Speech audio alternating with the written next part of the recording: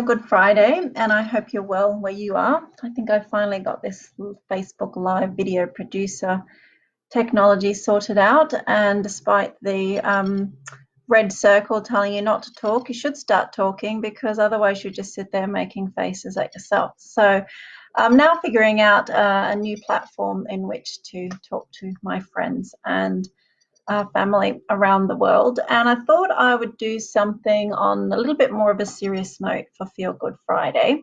And this is about risk. And why I consider myself an expert to talk about risk is that in a few months I will turn 45. And for the last 20 years, I have been managing projects all over the world. So I'm a global project manager, and I've had the pleasure of managing projects in many different countries, including South Africa, Brazil, China, Vietnam, Europe, France, for instance, Spain, Italy. And so I understand a lot about planning for risk and risk mitigation planning. And why that's really important when you're a project manager is at the start of a project, you have to sit down and think about all of the possible things that could go wrong, from the smallest thing to the biggest thing, and then you have to figure out ways to mitigate those risks. So some of the things would be looking at the probability of the risk occurring. How probable is it that the hotel will burn down and we might all die? How probable is it that we might have an aeroplane go down and lose some of our people?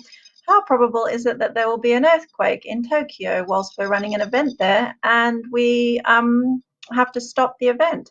So these are all risks that I have been involved in planning and mitigating in the past, and looking at the impact and probability of risks and planning specific steps around them. And at the moment, crisis management is a very important part of risk planning, because if there is a crisis, you have to kind of know what your response plans are. And that's very much the state of the world at the moment in terms of COVID-19. We're in a state of crisis management globally, not just on a micro level, but globally we're in a huge state of crisis management, which is why we're getting regular updates on the news all the time, which is why there's daily statistics being reported, and which is why the leaders of each country are every day updating us on what their plans and steps and actions are. So that's kind of the biggest form of crisis management probably that we have seen in many of our lifetimes in terms of a global response to a crisis. Last year where I live, we had a massive flood, and we had crisis management going on 24/7 over the course of several weeks, and that was frightening. And I did a lot of my own risk management and planning around that time, and prepared our home for flooding, and left several days before the flood arrived, because I am also a worst case scenario biased person. So I often predict the worst case scenario happening before it actually does, which is also part of my training in risk management and crisis management. So I've been thinking a lot about that over the last few days in terms of crisis management for both COVID, but also in respect of daily life, because every day we take risks as people. And as adults, we take a certain amount of risk. And I'm a fairly risk averse person. And as a parent, I am very safety conscious, and I tend to be a little bit more of a helicopter parent when it comes to safety with my children. Now, there's a few very good reasons for that. The first thing is that it took me a long time to make them, and it cost me a lot of money. So I don't want to see them damaged or injured in any way, shape, or form. So I'm very much, thinking about risks, and I'm a very visual person. So I often see them injuring themselves before it's happened, or it's likely that it might happen, and I jump in and try and mitigate that risk. So, that's how I kind of live my life on a day-to-day basis. But also, my eldest daughter had a very significant choking condition when she was little. So she would choke all the time for no reason. So I was on a constant state of high alert, thinking about her choking. And obviously, when she was choking, I'd have to manage that situation and to save her life on a fairly regular basis. So that's kind of a frightening risk that I was living with day to day.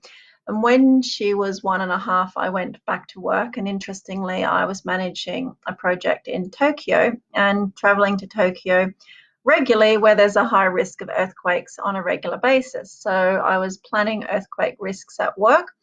Hello, Rachel. I hope you're well. And planning earthquakes at work and managing choking at home. And then, in order for me to be able to travel back and forth to Tokyo and to feel confident that she would be well cared for and hence be alive, I then spent another exorbitant amount of money to employ someone to help me take care of her when I wasn't at home on a one-on-one basis, because I assessed the risk that if I put her to a childminding place or a centre where there was not a one-to-one ratio, she would have a much higher risk of being left unattended, and I couldn't take that risk. So therein lies, another decision that I had to make about planning for a risk, to spend a lot more money caring for my child in order to enable me to continue working for various reasons. So those are kind of daily risks and lifestyle risks that I've had to assess and make judgment calls on over the last few years. She's 5.5 now. She's very happy, healthy, and bouncy, and I don't necessarily go about my day with the same level of anxiety for those risks. And interestingly, in planning for the earthquake in Tokyo, we had an earthquake in Tokyo as I was delivering the project. So I had to go into a little bit of crisis management mode during that time, but we had planned and prepared for it, and we mitigated the impact of it. So, there's lots of things that you can do. So why I'm talking about this is because there was a public health emergency declared on the 30th of January about COVID, and I started talking about mitigating the effects of COVID in early February on my Facebook Lives, when I started talking about building our immunity and taking care of ourselves, etc. And at the same time, again, in my hometown, there was rock concerts. Elton John was in town. There was kickoff football stadium events. There was all these events going on where, thousands and tens of thousands of people were all gathered in the same place. And I made two decisions at that time: that I wasn't going to attend large public events, first of all, and second of all, I was not going to consume alcohol during this time because it lowers your immunity, and I was going to do whatever I could to build up my immunity. So those were the two commitments I made to myself in early February, after the public health emergency was declared in January. Then obviously, as this escalated and more countries became consumed with the epidemic, then we started having lockdowns and so on and so forth. So I firmly agree with everything that's happened in terms of the procedures that we have been undone in terms of lockdown and measures and controls to help support us during this time. And I think that as much as we can, we've done everything to mitigate the risks. The reality is that, COVID started off they're looking very closely at one specific wet market, which is a live animal market where you buy live animals and they're slaughtered in China, in Wuhan. So whilst we can all sit back and think, the Chinese are responsible for Wuhan, the reality is that the live produce that goes to that market comes from many different countries. So in a way, we can't just sit and blame another nation.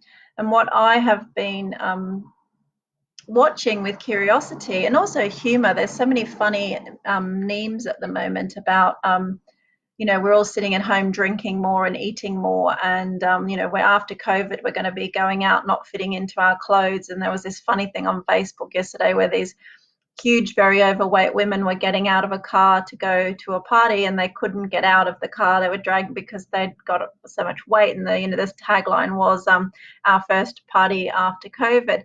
Now, whilst these are very funny to look at, they also make me feel a little bit sad, to be honest, because one of the leading causes of cancer in the world is obesity. And and then it's also to do with environmental factors such as air pollution, sun pollution, and other lifestyle choices that we make. So I wanted to do a little bit of analysis on statistics myself today to kind of look at the risks, because 18 months ago I started to feel that my risk of getting cancer was very high because I was obese according to my BMI of 30, and I was living a relatively unhealthy life for many years in terms of sedentary, not exercising, not choosing good diet, and putting in and also relaxing with alcohol. So I was putting myself at risk every day, and I decided I wanted to reduce that risk of getting cancer. So I decided to change my lifestyle, and in doing so I created my own little cheat sheet for cancer. So on this side it's got cancer causing things, and then I've got some substitutes down the side. And I created this last year and distributed it at a public event that I attended. And it's been a really helpful reminder and checklist for me to go, okay, well, what are the risks of cancer, and what are the risks that I'm taking every day at home in my lifestyle, and what I expose my children to in terms of toxins, etc. And a lot of toxins in our environment cause cancer. So just to give you an idea, some stats and facts that I've taken this morning off the internet. So total deaths globally with COVID-19 at the moment is 131,037. That's globally. In Australia, we've had 63 deaths. In New Zealand, we've now had 9. In the US, 25,800. In Ireland, 444. In the UK, 12,868. So that's 130,000 deaths globally of 2 million cases, which equates to 7%. Now, in Australia, the cases versus the deaths is 1%. So globally, the deaths versus the cases is around 7%. Australia and New Zealand at the moment, we're sitting at 1%. Now, interestingly, so let's take the line in the sand. As of this moment, 131,000 people globally have died from COVID. Now, the reverse statistics to that is cancer. So statistics for cancer globally per year, deaths, 9.6 million deaths per year due to cancer. So 136 people die every day from Australia from cancer, and so far due to COVID, we've had a total of 63 deaths. In the UK, there is 165,000 deaths in cancer. That's 450 every day. In Ireland, 9,000 people die every year from cancer. And so that's 30% of deaths. It's the biggest killer. One person dies every hour in Ireland from cancer. In the USA, 600,000 people will die from cancer in 2020. That's predicted. That's 1,660 people dying each day of cancer in America in 2020. Now, more shockingly to that is that New Zealand, despite its 9 cases of deaths from COVID, New Zealand has one of the largest rates of deaths by cancer globally in the world. Over 8,600 people per year in New Zealand die of cancer, including bowel cancer, breast cancer, lung cancer, and skin cancer, most of those which are due to lifestyle factors. So whilst New Zealand's response has been phenomenal in terms of crisis management for COVID, their long-term strategy for cancer is something that should also be considered, as with us here in Australia.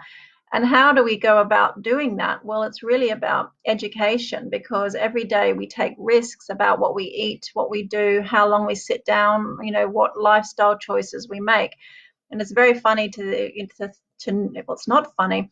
It makes me a bit sad that the sales of alcohol have increased a lot during this time. That's a fact. It's reported in the media and various other sources. And so we're all consuming more alcohol whilst we wait out this crisis. But the reality is, while we're sitting and waiting out the crisis and the risks of COVID, we're doing more risk and damage to our health right now in our own home every day based on the decisions and the choices that we make. Now, also on the radio this week, I've heard that there's new cases of Ebola virus emerging in Democratic Republic of Congo. So in the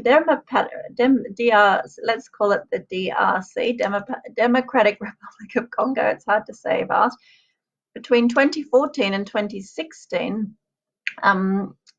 30,000 people died of the Ebola virus, and the mortality rate with Ebola is 50%. Mortality rate for COVID at the moment globally is 7%, whereas Ebola is 50%. So there's new cases every day in the DRC. So this is something to be very mindful of in terms of other viruses around the world as well. So just to kind of put those things into perspective. So really my goal of this live was to talk about risk and in respect of our own day-to-day life. We've all been very accountable in doing our part to stop the spread of the COVID virus, and well done on the efforts that you and everyone else has made with that. But what we can do now more as a society and more as individuals is be accountable for our health in terms of other illnesses and diseases that we expose ourselves to on a daily basis, such as cancers. So I really want to just share that message that on Feel Good Friday, if you're going into the weekend, think about what you're buying, what you're eating, what you have in your household, what risks you're taking every day with your health in terms of sun cream, smoking, alcohol, eating, drinking, and really start to think of those things as risks that you expose yourself to as well. And what are you accountable for when it comes to that? Because statistics are 9.6 million people globally have cancer, 136 people die each day in Australia from cancer. Then, we all need to start being more accountable for ourselves in that regard and taking accountability for your own health and well-being, not just in times of pandemic and crisis, will ensure that, we start to minimize some of the effects of these other illnesses that are, also epidemics around the world. So that's really my Feel Good Friday message. I'm sorry it's a little bit more heavy. I do appreciate that having some cake and having a glass of wine is a great way to wind down on a Friday. I've managed to go for a run today and I feel good, and I'm not going to drink this weekend, and I'm going to try and eat healthy food and to think healthy thoughts and to minimize my risk of getting other related illnesses. And I'm going to make an appointment to go and get my flu vaccination. So thank you very much. Take care. It's good to see you. Thank you for joining me. Have a brilliant weekend, and I'll see you soon. Take care. Bye.